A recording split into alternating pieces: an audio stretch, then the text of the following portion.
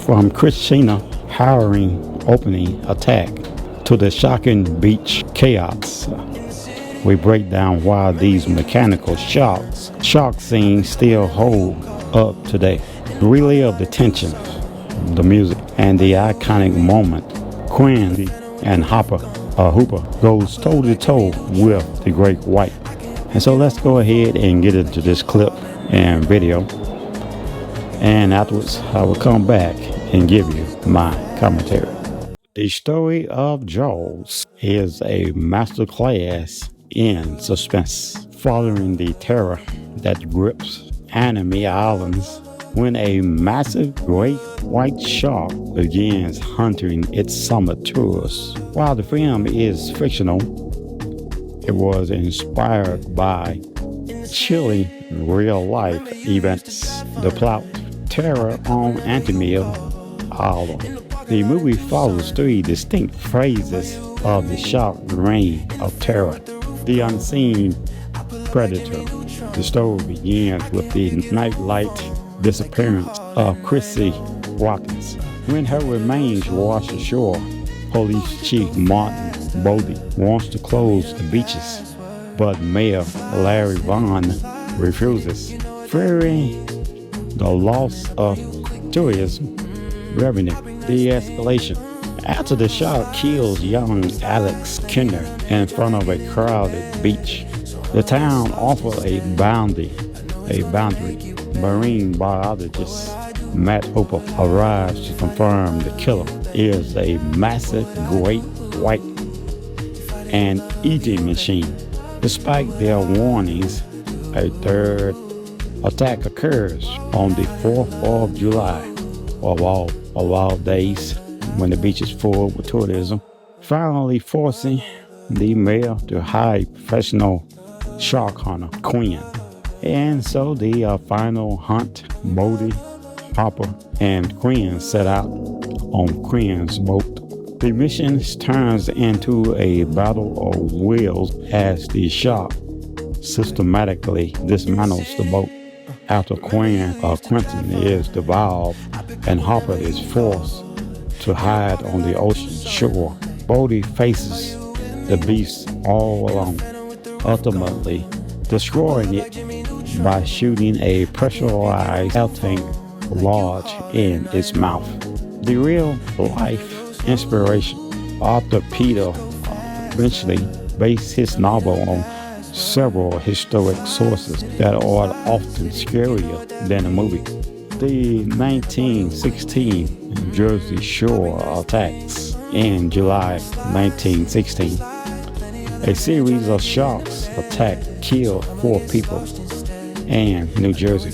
Most shocking was the 2 attacks occurred in Mattawanna, more than 10 miles inland, where locals never expected to find a shark. The USS Indianapolis. Quentin's famous monologue about surviving a World War II shipwreck was inspired by the real sinking of the USS Indianapolis in 1945. Hundreds of sailors who survived the initial sinking were killed by sharks while waiting for rescue in the open ocean.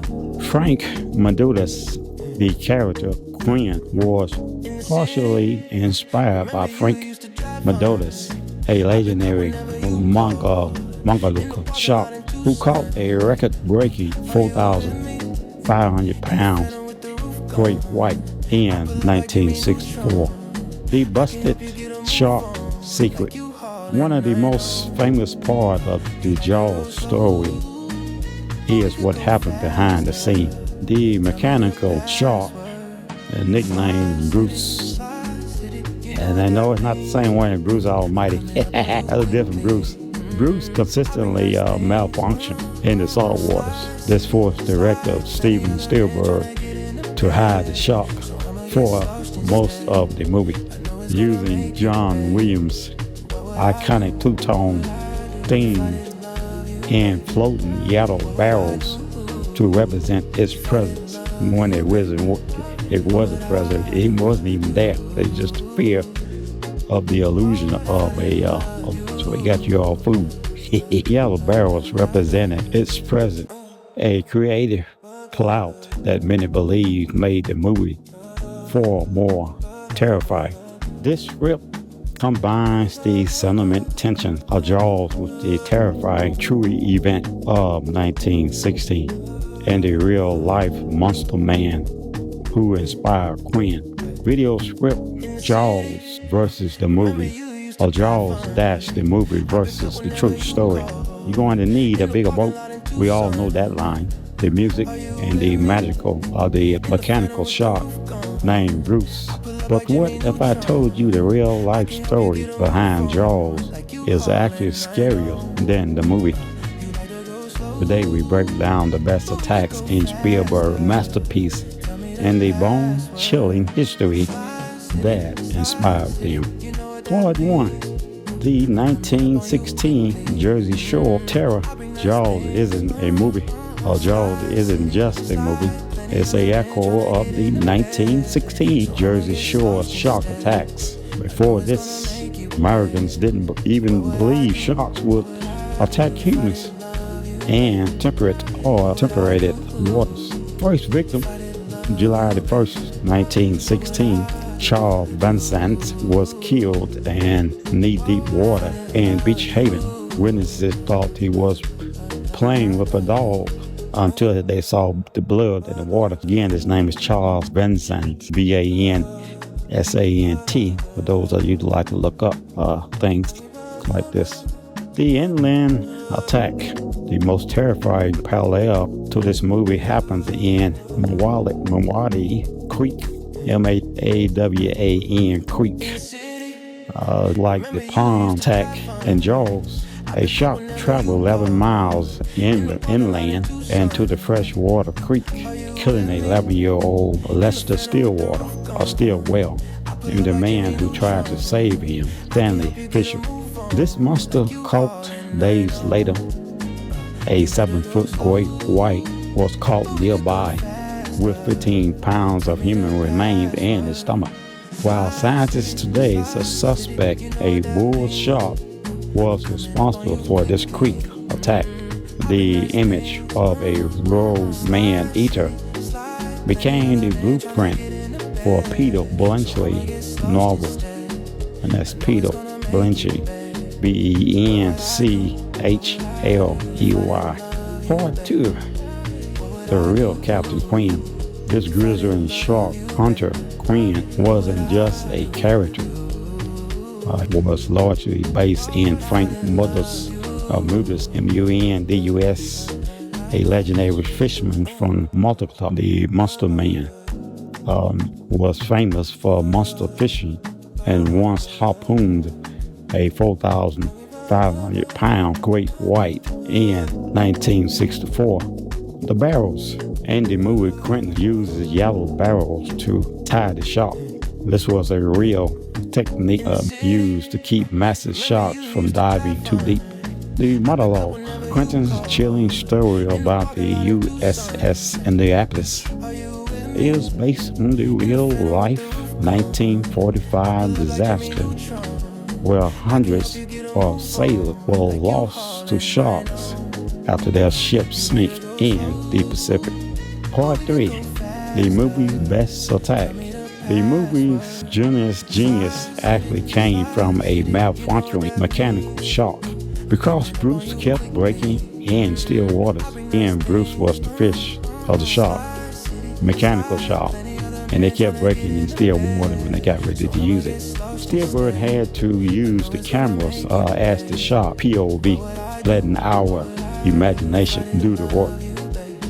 In other words, fooling the hell out of you, making you think a big fish was coming at you, when it was nothing but an empty screen with some barrels floating, that they was maneuvering through the waters. The opening, Presley rocking the most famous death in cinema history.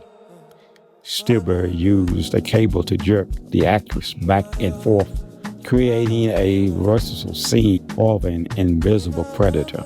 The Alex Keener, Kitner attack, the scene cinema of the zoom on Chief Bodie's face is a direct reference of the 1916 attack where children were targeted in front of the crowd. The cage scene, using a real 14-foot shark in a miniature cage, a small actor inside. This sequence blurred the lines between Hollywood magic and the real-life danger. The final showdown, Quentin's death remains one of the most brutal porn scenes meal, bringing the hunter full circle with the beast he spent his life chasing. Jaws turned 50 recently and still holds the crown for the greatest shark movie ever made, because it is grounded in real human fear. Which attack still gets you to do? Which attack still gets you or gets to you today? Let us know in the And so that's going to do it for today's review of a great movie, Jaws. Again, it was tough, and I was a teenager. What many years I was a teenager in 1975, I don't know, but I was a teenager. Boy, many years ago. I was born in 62. And so I was intrigued when this movie came out back in 1975.